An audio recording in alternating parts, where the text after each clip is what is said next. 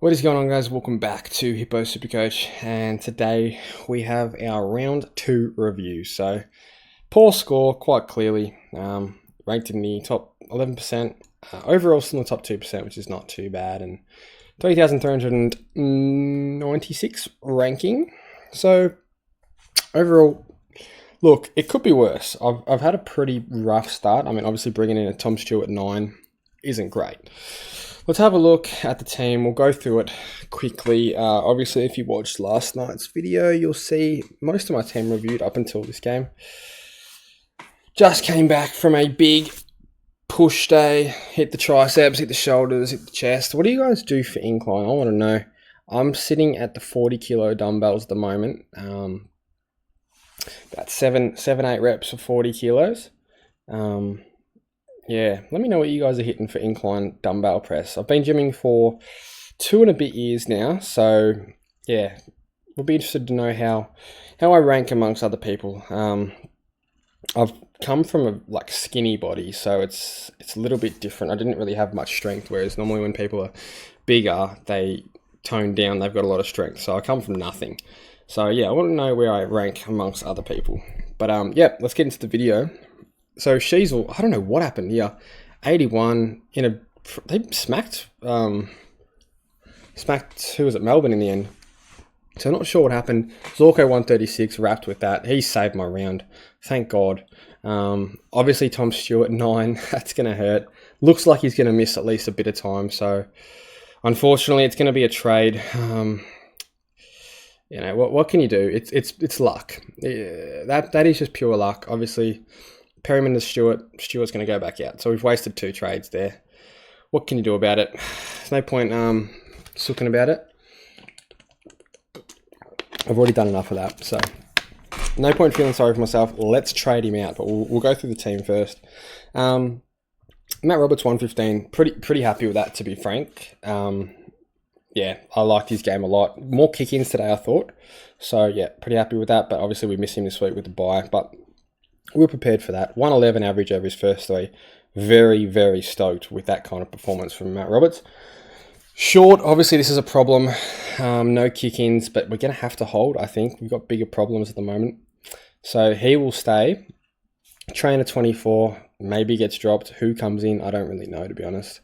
But yeah, we'll worry about that when teams come out. I think early days, we're going to have to jump on someone like Bailey Dale. And it doesn't...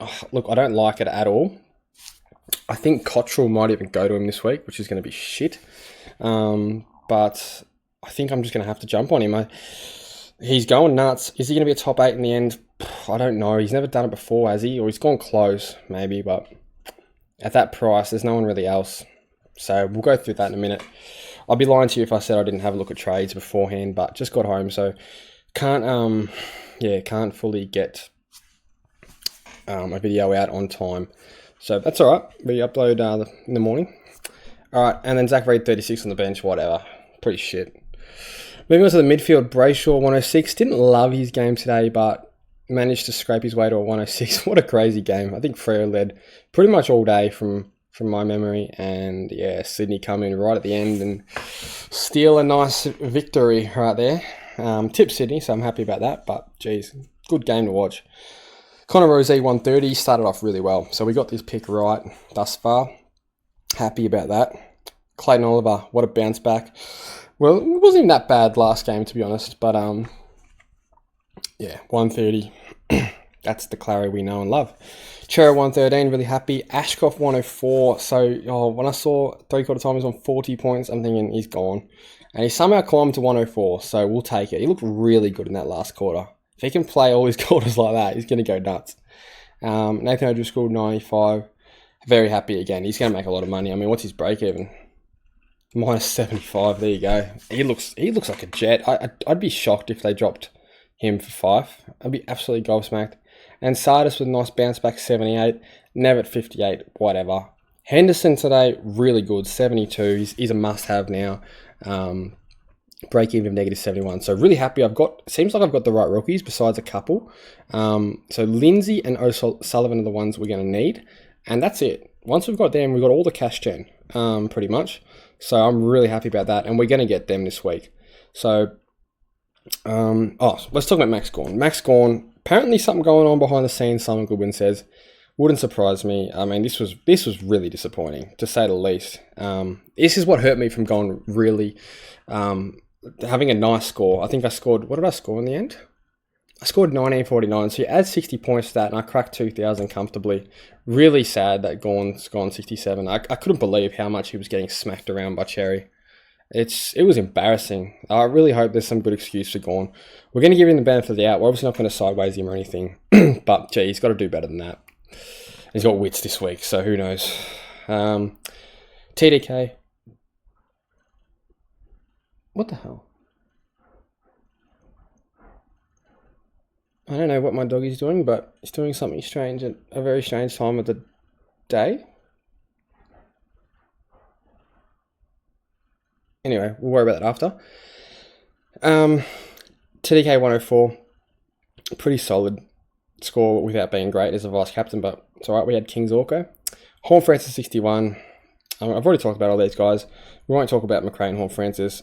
Caleb Daniel 116. Yeah, look. That was brilliant. I mean, that's the kind of scores we expected from his cheesy halfback role. We're not going to get that every week, obviously. We need to temper our expectations with that. But gee, break even to -46. We got some really good cash gen going, which I'm happy about. Warner's gone up a bit. Break even to -21. Does he come into the side? I think he might have just done enough in that last quarter. He was on track for like 25, like shocking game. But I reckon he's just done enough in that last quarter to maybe keep his spot. Fingers crossed. And then Max Hall 33, shit. Davidson 72, which we're happy with. And Levi Ashcroft 72. So I thought they got a bit bigger. Thought Brisbane would smack whoever they played around, West Coast. But West Coast put up a good fight. So, look. I've got to be a bit happy because I haven't dropped right off the face of the earth. And I had... we had it at start. Who was it first? It was Flynn, then Baz, and then Stewart gets injured in the first quarter.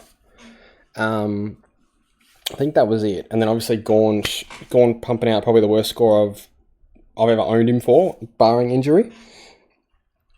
So a lot has gone wrong this round, but I'm still in an okay spot.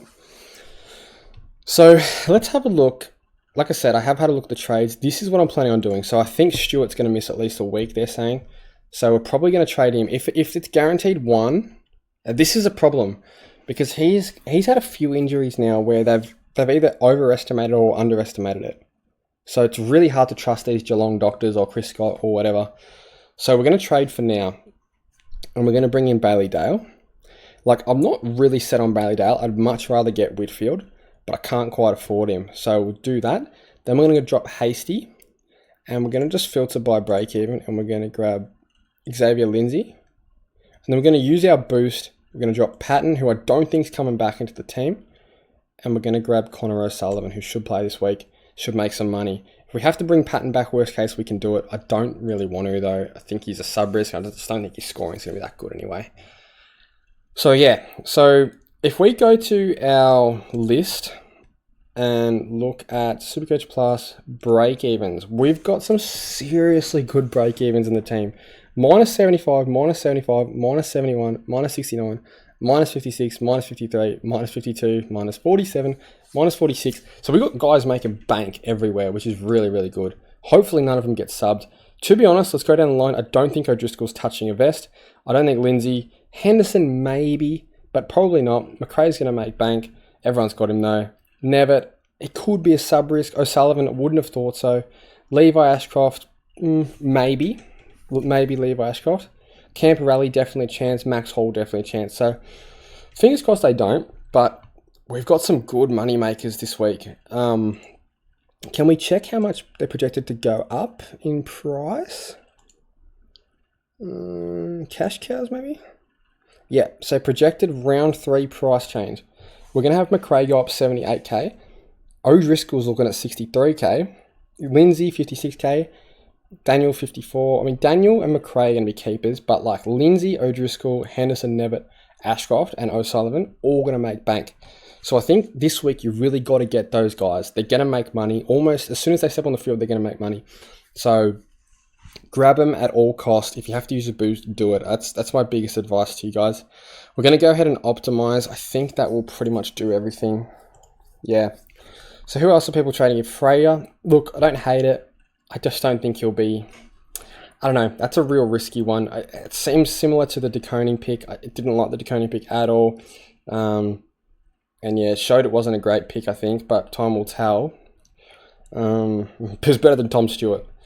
Finn Callahan's another interesting one where you could jump on if you really need a mid. If you want to drop a mid, like underperforming, I wouldn't hate if you went and grabbed Finn Callahan. Is he going to be a top 8 mid? He'll go close. So... yeah, so I'm liking this back line. Like, it's sideways. We've already wasted 6 trades. Ugh. You can't plan for this at all. You just can't. But these are the cards we're dealt, and we have to play from it. It seems like we got to think about how we're going to come out of the best 18s. So we've got 2 more rounds of it. So it's going to look something like Roberts, where Trainer is, and O'Sullivan at D6. It seems like O'Sullivan's a viable field option. Then we're going to grab... we're going to be looping, probably. We might not be, actually. But I'm pretty confident in all 3 of these guys. As starters on the bench, it's pretty nice, pretty valuable to have. Pretty confident in this whole midfield. We've got a 104, a 129, a 112, a 110, 89 for Ashcroft. Bit iffy. O'Driscoll's averaging 93. Levi's looking good at 78, and then Lindsay at 82. So pretty confident none of them are going to give me some real stinkers.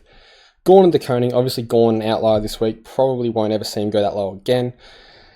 And then as long as Baz plays, he should be fine. 147. And then McRae's going nuts, 145. Caleb Daniel, 116. Max Hall, 33. Davidson, 72. And then Nevitt at flex, which is interesting. I'm going to swing Ashcroft back there, just so I like that look a little bit better. And yeah, that's how it's looking so far. We'll probably field Connor Stone. Do we field Connor Stone over Davidson? Not sure. We'll loop that one. So we'll actually emergency Davidson. And then we'll sub Corey Warner on if... yeah, Kasenko to play after that, yeah. So if Davidson goes like 60 plus, we'll probably take that. In terms of vice captain, I did have a look. I think I'm going to go Rosie VC on the Thursday night. And I'm going to go with... who was it? Jack McRae. So Jack McRae's definitely back. I don't think he cops a tag, and he plays Richmond. Should go nuts. So yeah. It's such a luxury to have McRae as a captain option again. Geez, he was safe back in the day. Is he going to be safe every week? Not sure, but I don't want to jump the gun, but gee, looks good. 162, like, unbelievable. That's for you, Bevo. And Kane Corns, who called him out and said he had no impact. Crazy stuff. I mean, what impact does Jack Steele have?